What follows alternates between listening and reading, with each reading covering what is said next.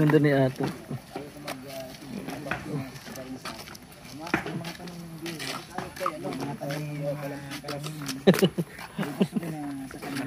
Gulay rice. Sagot. So, At ngayon Ano po, bang tanong? so bro, unang-una, siyempre, pinapakanayam nila, ano? Pinakapanayaman. Ayan, Nakapanayam. Actually, stay strong. May mga tanong ka dyan? Sa kanila. Ha? may tatanong ka din. Tumingin. Ito yung pamilya tumanggap sa atin talaga. yes. After natin na mag-ali sa pagtuturo, di madali talaga, hindi mabilisan yung pag-adapt, but ano tayo, teacher naman is adjustable naman yan. So, kahit anong ibigay mong trabaho is okay naman. Bro, refresh lang tayo. Paano ba kayo nakakilala ni Kalingap Rab? Kalingap Rab! Naku!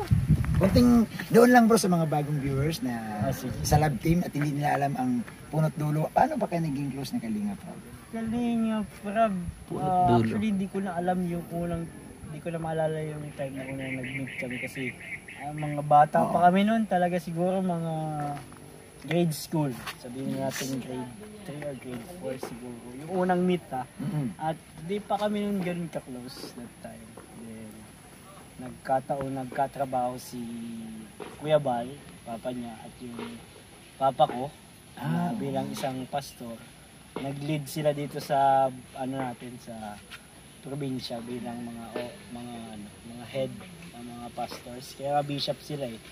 Actually, kaya naging bishop si Kuya Bal, inirecommend siya ng daddy ko para So para malalim, makapag-kasal siya.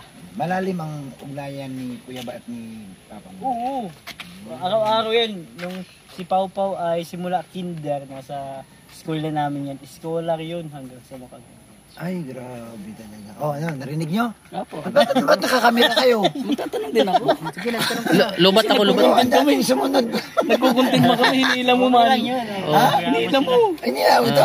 Wala nang edit-edit to. Wala na. Sige, nagtanong mo. Wala pang magkakabitan niya. Ayun. Basta, masasabi ko lang Bakit yung kulay pula ang putsi Matubang ni family, Sagnel family. ni Papa Dan?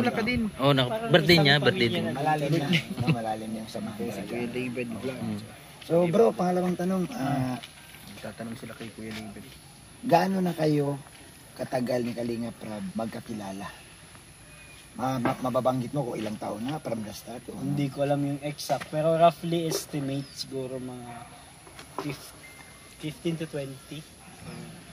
Roughly lang, hindi ko sure yung exact. Mga ganun, 15 to 20 years. 15 po minimum. Almost 2 decades. Oh, Grabe ang tagal. The kids. So talagang ano bro, pagka parang sa labanan, matalo panalo, magkasama pa rin. Oo, Ganun kahit talaga. anong mangyari, sabi ko nga sa kanya, mag-vlogger ka man o hindi, ay, magkaibigan tayo. Ayun. Wala problema yun. Ganyan Kasi, dapat ng kaibigan. Ano? Ganyan dapat. Ganyan Oo. dapat ano. Totoo. nakakapatid ko kasi. Totoo yun. Kinakapatid. Kinakapatid. Kinakapatid wala yun. Ito kapatid ko sa laman to. Ikot-ikot.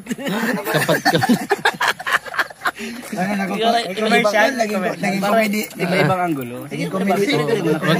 Magulo daw. May sinabi magulo. Naging comedy tayo. Sige, tuloy-tuloy ang interview. So ganito yun bro. Anyway bro, so sana itong interview ko, gagawin ko talaga ito dahil gusto ko rin makatulong sa'yo at gusto ko rin masagot mo talaga bro yung mga comment ng mga viewers, lalo na doon sa Gumaos. Doon sa mahiwagang kanta. So, ito naman bro, walang ano to, ako bro, ina-assure ko sa'yo na pag may buzzer ka, talagang kinakausap ko, pinipiti ko. Kasi ang gusto ko lang talaga na, yung bang, once and for all, malinaw mo din. Na hindi tayo pumunta lang sa balitang walang kwenta. kasiguraduhan. Ayaw ko Kuya Bobby, sana pakiusap ko lang. Pagpasensya natin sila. Yung mga basher na as much as possible, maximum tolerance. Tolerance pa din. Yung kahanggat talaga hindi mo nakikita na. Hindi ako naman bro, yung mga below the belt, yun ang hindi ko gusto. Pero yung comment nila na ganito at light lang naman, opinion nila yun eh. Pero yung below the belt na yung masakit na, para sa akin hindi ako No, may belt. Hindi sa atin pwede yung bilang kaibigan. Kanina maingay kasi yung belt. bro, una-una, hindi man tayo matagal magkaibigan, pero nasa Kalingap tayo. Ngayon, nasa Kibos tayo. So, kumbaga, nasasaktan kami kung ano yung marinig na, oh, si David, ganito. Ayaw lang yun. Kasi tayo yung mas nakakilala sa kanya. Kasi una, sila nasa ibang bansa. Tayo naman, hindi man lang alam kung ano nangyari. Yes. Kaya ako ay panatag naman ng kalooban ko na yung basher is, siguro ay dahil lang yun sa pagsuporta nila doon sa mga iniidolo nila. Iniintindi lang naman natin sila. So, ibig sabihin bro, yung mga nababasa mo, paano mo bro i-handle itong mga nababasa mo? I-handle? Siguro sa... Hindi ka ba bro nag-worry or nakakaramdam ng inis? Nakakaramdam ng galit na bakit nagsasalita sila ng laban sa'yo? Parang nakakaramdam din kasi sa parang ang plastic ko naman kung sabihin ko hindi. Kasi tao lang naman tayo. Pero sabi ko nga, as much as possible, ay hindi mo talaga papatuloy. Although minsan na-recognize sila, nababasa sila, pero ano lang, kumbaga ay pairalin natin yung professionalism, Maximum maturity, bilang isang kalingap at isang ayun naman yun. Be professional. Professional. Kaya gano'n na lang siguro. Pero pasensya na din kung minsan ay nakakalusot yung mga Siguro, tao lang tao din lang eh. din, tao lang din. Sabi ko kay David, kahit gaano katibay yung isang tao, kung may mga sobrang below the belt na comment, masaktan kay Bobby. Tama na. Lahat ng pasensya ay may hanggan. Oh, yes. So ito tanong ko bro, medyo ano na tayo? Pasok na tayo sa medyo...